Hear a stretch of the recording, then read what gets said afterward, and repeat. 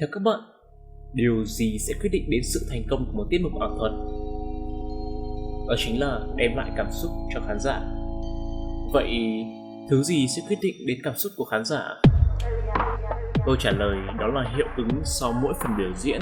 Vậy điểm cuối cùng, hiệu ứng nào sẽ là hiệu ứng đem lại hiệu quả cao nhất? Đó chính là hiệu ứng khói.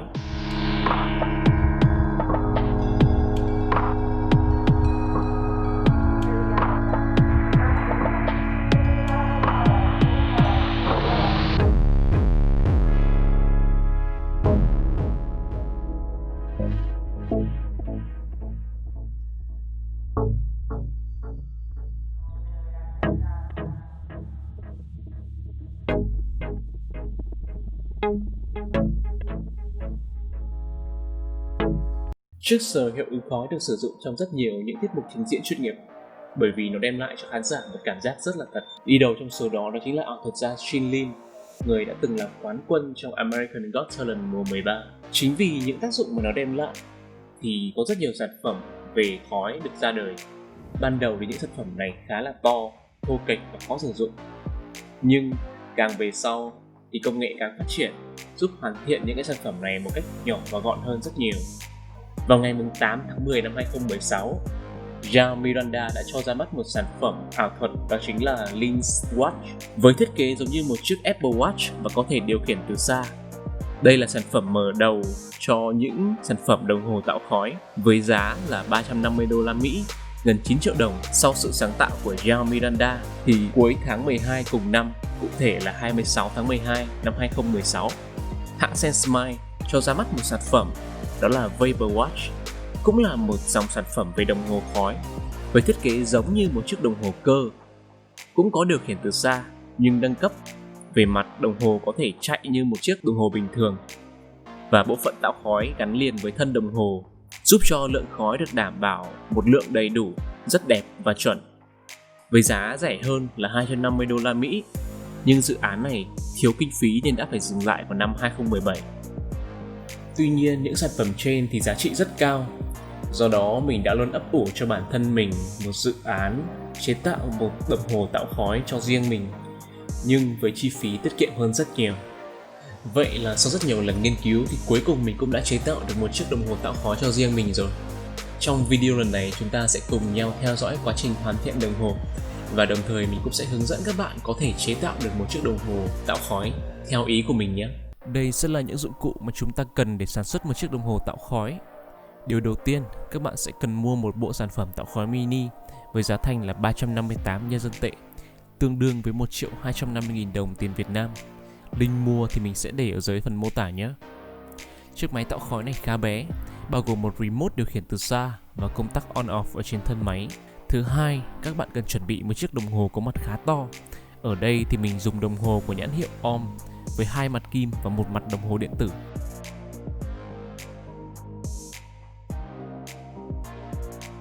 Tiếp đó chúng ta cần chuẩn bị một ít dây điện bé. Mình sẽ sử dụng dây điện của đầu nối vì dây điện này rất thích hợp để nối những dây cùng bằng mạch, cũng như dây sẽ rất bền và chắc. Chúng ta sẽ cần những thiết bị hàn để cố định dây điện một cách chắc chắn hơn, cũng như là dẫn điện tốt hơn. Các bạn cần chuẩn bị mỏ hàn, nhựa thông và thiếc. Trước hết thì chúng ta cần tìm hiểu nguyên lý hoạt động của chiếc máy tạo khói. Ở phần remote sẽ có một khóa bấm. Chỉ cần rút khóa bấm này ra thì chúng ta có thể bấm được. Tiếp theo, về máy tạo khói thì chúng ta cần dùng lọ dung dịch có sẵn trong bộ sản phẩm và nhỏ vào buồng đốt 3 giọt.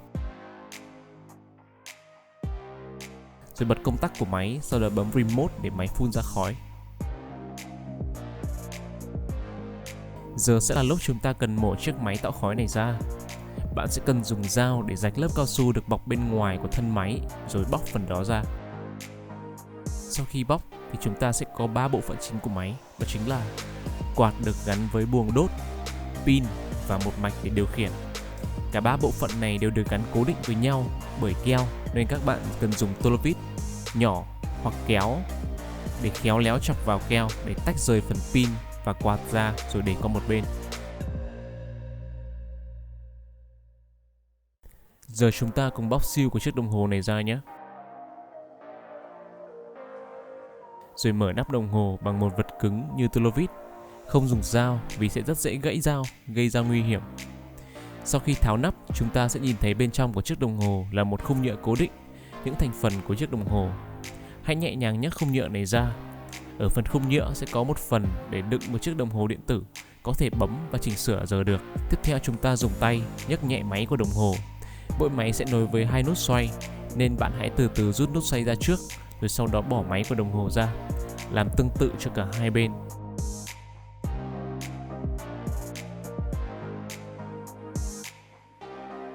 Rồi bạn có thể dùng nhíp để lấy được mặt của chiếc đồng hồ ra.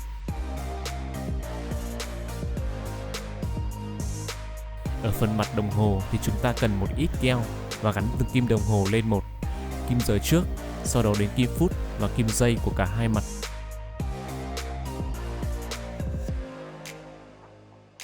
Sau khi hoàn thiện, chúng ta sẽ có được một chiếc mặt đồng hồ hoàn chỉnh.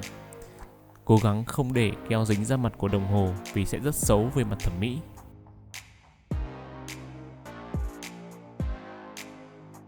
Tiếp đến là phần khung nhựa cố định đồng hồ. Ở đây chúng ta sẽ cần giữ lại phần khung chứa đồng hồ điện tử nên sẽ cắt từ phần trên trở lên.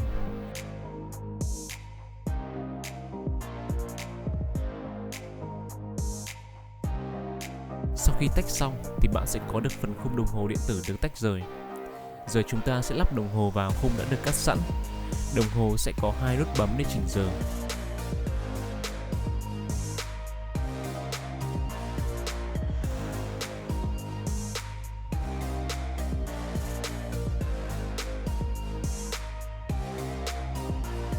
Đến bước này chúng ta sẽ dùng keo để gắn cố định phần khung vừa mới cắt vào mặt của đồng hồ và đợi cho khô. Bước cuối cùng cho phần mặt đó chính là dùng kìm để bẻ những thanh nổi ở phần mặt sau. Vậy là đã xong được phần mặt của đồng hồ.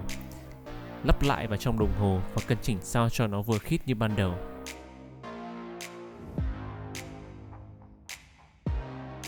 Xong xuôi, chúng ta lắp 2 nút xoay đã được tháo ra từ trước và gắn keo cố định.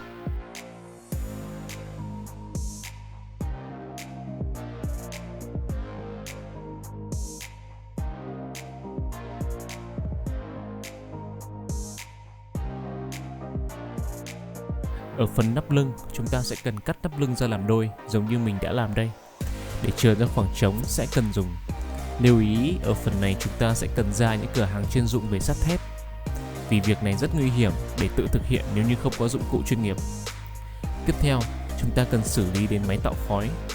Trước tiên chúng ta cần tách rời phần quạt và buồng đốt ra khỏi mạch và pin. Tổng cộng sẽ có 4 dây, 2 dây sẽ nối với buồng đốt và 2 dây sẽ nối với quạt. Chú ý, dây đỏ là cực dương, còn dây đen là cực âm. Chúng ta sẽ cần rất cẩn thận, cắt đúng 4 dây trên, sau đó mới có thể tách được phần quạt và buồng đốt ra riêng. Sau khi đã tách riêng hai phần, chúng ta cùng gắm thử phần pin và mạch vào đồng hồ để lựa vị trí phù hợp sao cho khi đóng nắp, mọi thứ vẫn ok.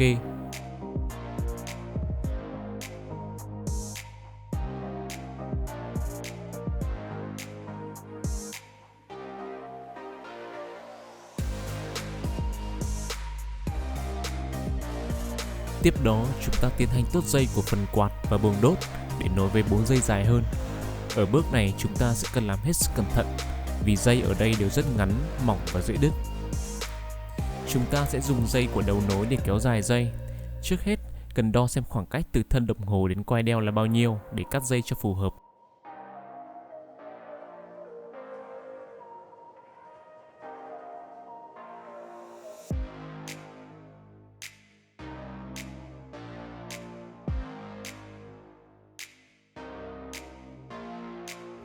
Sau khi nối dây, chúng ta cần máy hàn và hàn phần dây được nối với nhau để mối nối có thể được chắc chắn, không bị bung ra trong quá trình sử dụng.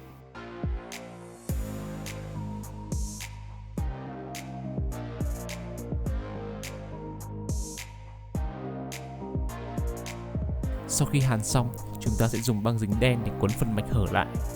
Tiếp đó, làm tương tự với 2 dây còn lại của quạt. Vậy là chúng ta sẽ có 4 dây được nối dài. Bước tiếp theo là xác định vị trí của mạch ở trong đồng hồ, sau đó nối 4 dây của quạt và buồng đốt vào mạch.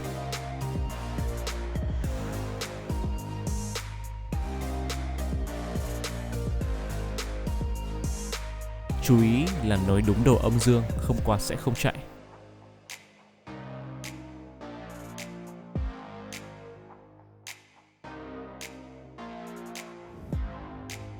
Xong bước này là đồng hồ của chúng ta đã sắp được hoàn thành rồi.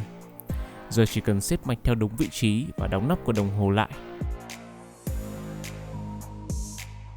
Còn buồng đốt và quạt sẽ dùng keo để gắn cố định vào quai đeo của đồng hồ. Cuối cùng chúng ta dùng băng dính đen gắn dây cho gọn theo quai đeo.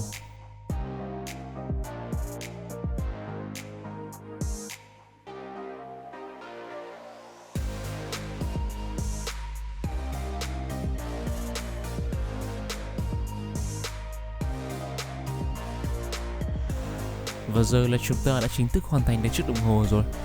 Để sử dụng, chúng ta sẽ cần tra tinh dầu vào buồng đốt, gạt công tắc và dùng remote để sử dụng. Ghi nhớ là chúng ta không nên bấm remote quá 3 giây, sẽ khiến cho buồng đốt bị nóng quá mức.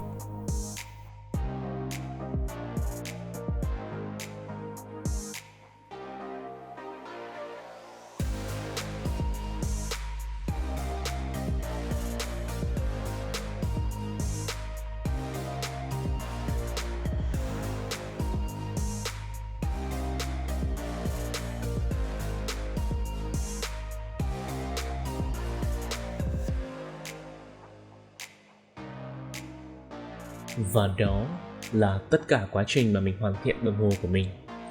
Đối với mình đây sẽ là video mình yêu thích nhất, bởi vì mình đã đạt được một cái mong ước từ hồi mà mình còn ngồi trên ghế nhà trường.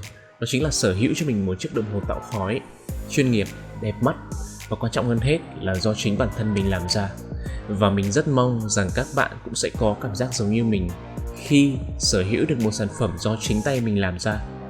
Nếu như có bất cứ câu hỏi gì hoặc cần sự trợ giúp, các bạn cứ comment ở bên dưới, mình sẽ trực tiếp trả lời và chỉ dẫn các bạn từng chút một.